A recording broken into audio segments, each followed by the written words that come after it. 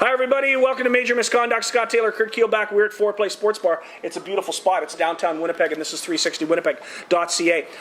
We wanted to talk about the Jets, basically because when do you think they're going to start playing hockey? As everybody knows, I think everybody's pretty much aware now that the NHL collective bargaining agreement runs out on September 15th.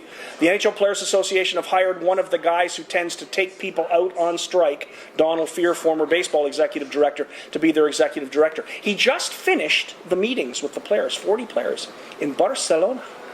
It's a nice place to go for a meeting. Yeah, well, he also went to Moscow. He met with some of the Russian players there. So he's been doing his due diligence. Yes, he has. And apparently this week, as we speak, they're saying the players are going to come up with their first counter to the original offer that was put forth by. So, I mean, it's still a long ways. There's going to be 6 a lot weeks, of volleys going back and forth, and there's going to have to be some give as well as take.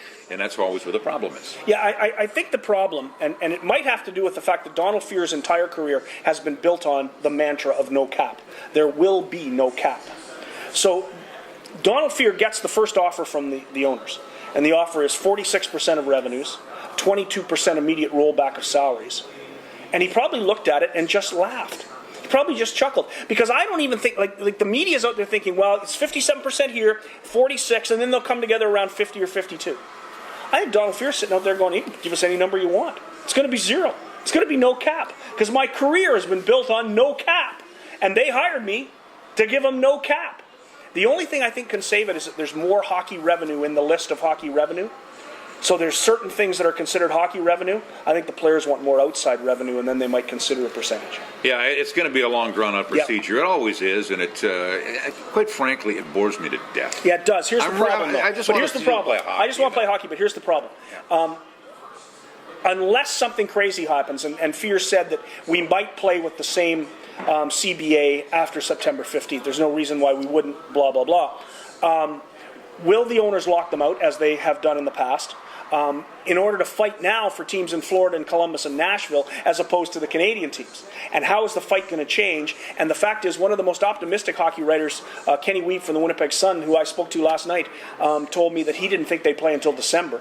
I still don't think they'll play to January, but January, December, what difference does it make? It's going to be a while before they play. Yeah, it's a situation. It's funny because a lot of people felt that the owners won the previous time. Yep. I mean, despite the year lock, I mean, the fans were the biggest losers. Everybody lost when there was a lockout, but the owners won as far as what they settled on. Well, now the owners are finding, no, we didn't win at all, because the salaries have skyrocketed even more. And now, of course, like you say, there's a man with an awful lot of power there in Donald Fehr. So, yeah, I think it's going to be another long fight. I'm a Jets fan. I'm worried. I don't think I'm going to see Jets hockey on September 15th.